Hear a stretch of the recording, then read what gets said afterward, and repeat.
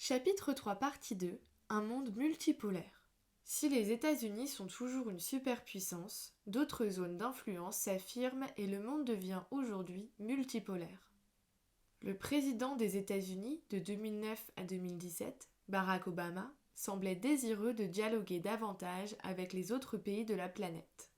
Cependant, son successeur Donald Trump abandonne cette voie.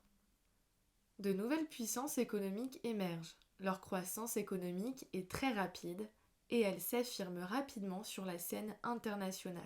Ce sont les BRICS, Brésil, Russie, Inde, Chine et Afrique du Sud.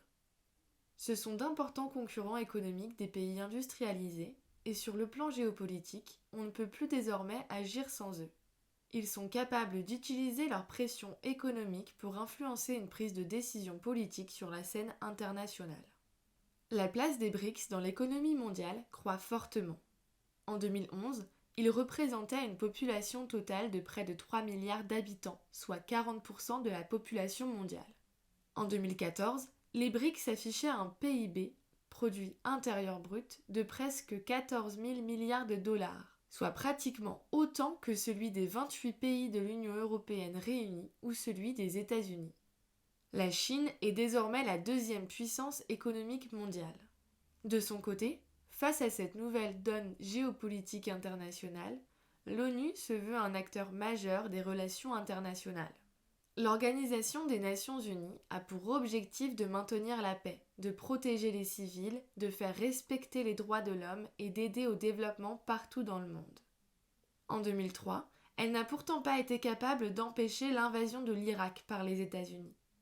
Elle tente aujourd'hui d'affirmer son autorité et de devenir incontournable sur la scène internationale. Pour ce faire, elle multiplie ses fonctions et les administrations ayant pour objectif de maintenir la paix dans le monde.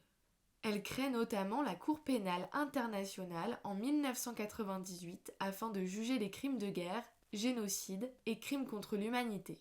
C'est afin de juger les crimes ethniques commis en ex-Yougoslavie que cette cour a été créée.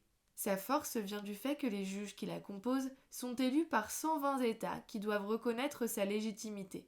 Cette cour est dissoute après le jugement, mais elle est définitivement reconstituée en 2002 à La Haye, aux Pays-Bas, et cherche à condamner les criminels de guerre.